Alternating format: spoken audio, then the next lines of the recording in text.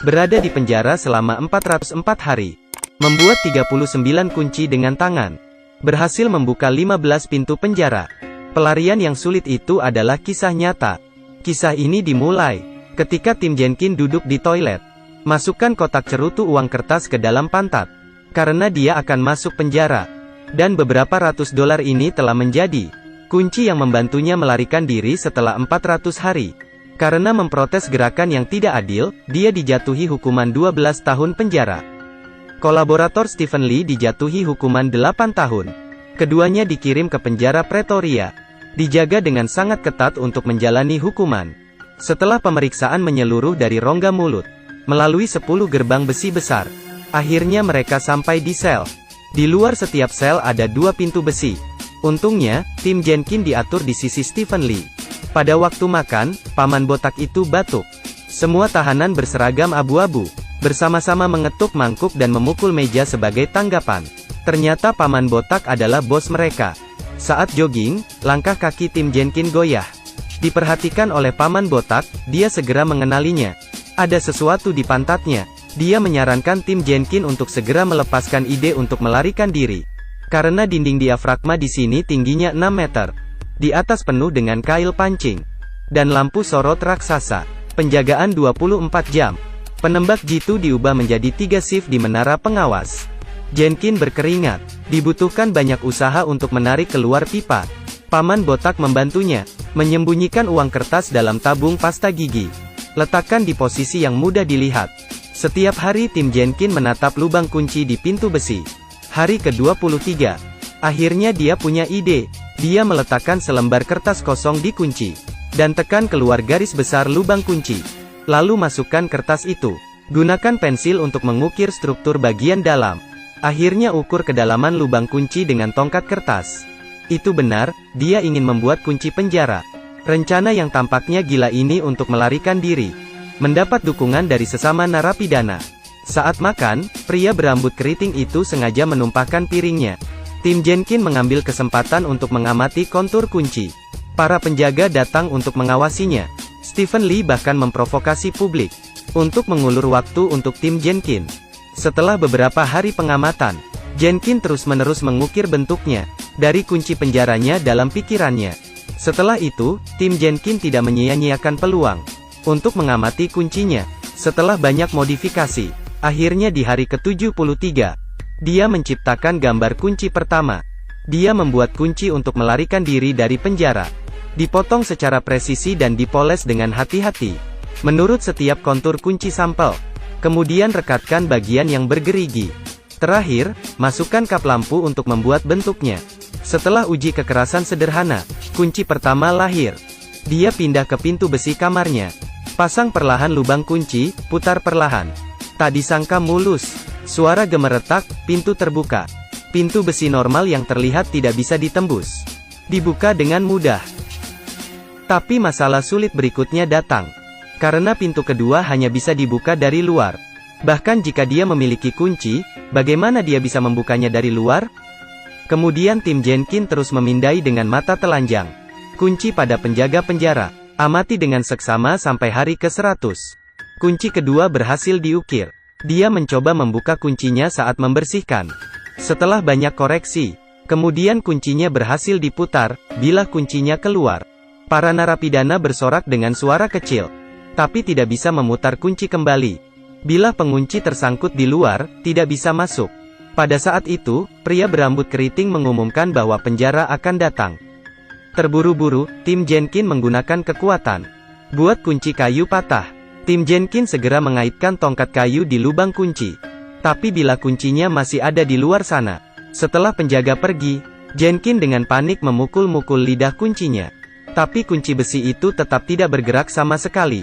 Pada malam hari, Tim Jenkins dengan gugup berbaring di tempat tidur. Tunggu sipir datang untuk mengunci pintu. Kurator menemukan suara berderak. Meskipun dia merasa ini aneh, tapi tidak bisa memikirkan alasannya. Mendengar bahwa penjaga penjara telah pergi, Jenkins menghela nafas lega. Hari ke-142, Tim Jenkins menemukan panjang pel. Cukup untuk mencapai pintu besi dari jendela. Tim Jenkins mendapat ide ketika dia melihat mesin pemintal. Dia menciptakan perangkat spindle. Di malam hari, dia memegang cermin di satu tangan. Satu tangan menggoyangkan tongkat itu. Kuncinya mengenai pintu besi, membuat suara. Bergegas di lorong. Akhirnya dikalibrasi. Satu putaran, dia mulai mencoba setengah putaran. Berbalik lagi. Sekali lagi. Akhirnya berhasil. Pada saat itu dia menemukan penjaga di luar. Sepertinya dia sedang menatapnya. Karena merasa khawatir, dia menjatuhkan kunci di luar.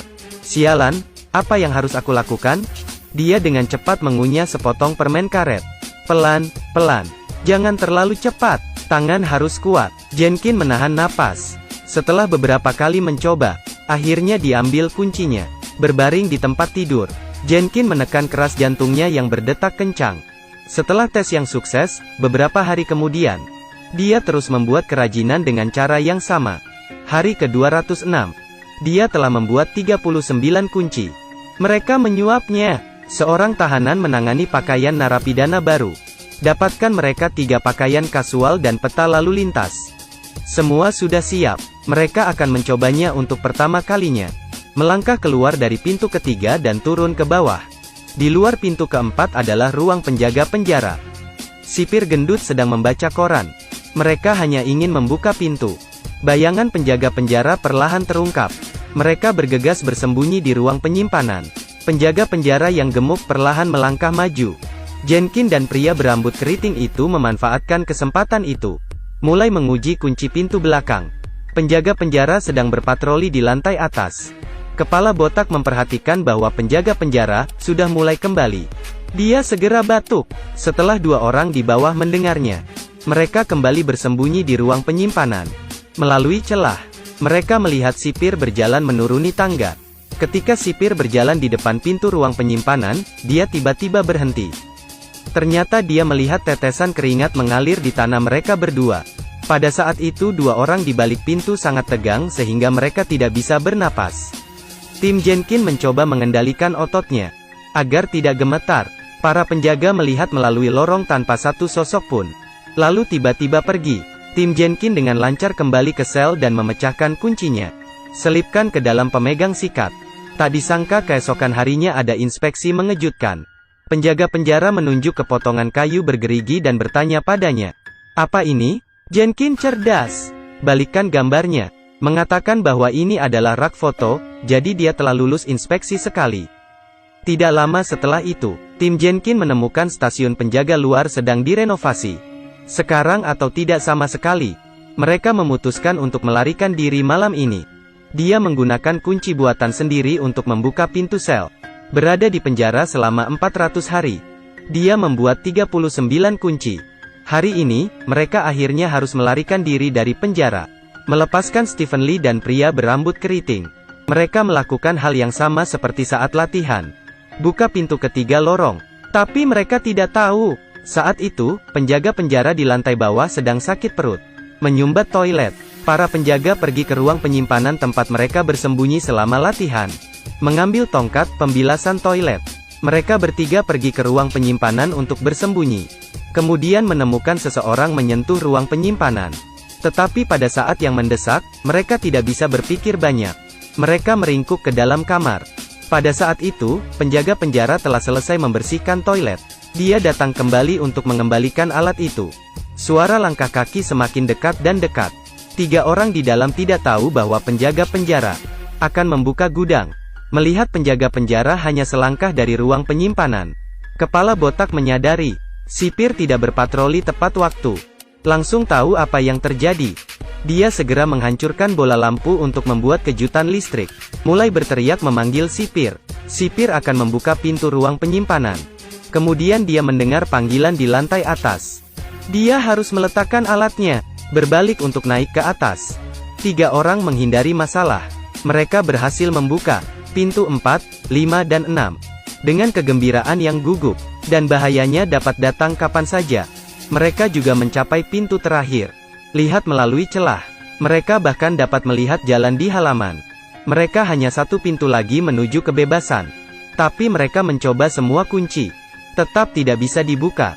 Karena pintu terakhir, mereka tidak pernah memiliki kesempatan untuk mencobanya. Bukankah ini kegagalan mereka? Pada saat itu, pria berambut keriting menemukan bahwa pintu ini terbuat dari kayu. Selesailah mereka. Dia menggunakan pahat untuk memecahkan potongan kayu.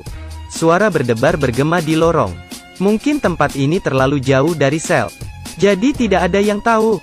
Rambut keritingnya baru saja menghancurkan kuncinya. Dengan cara yang sederhana dan brutal itu, mereka mengenakan pakaian kasual yang sudah disiapkan sebelumnya.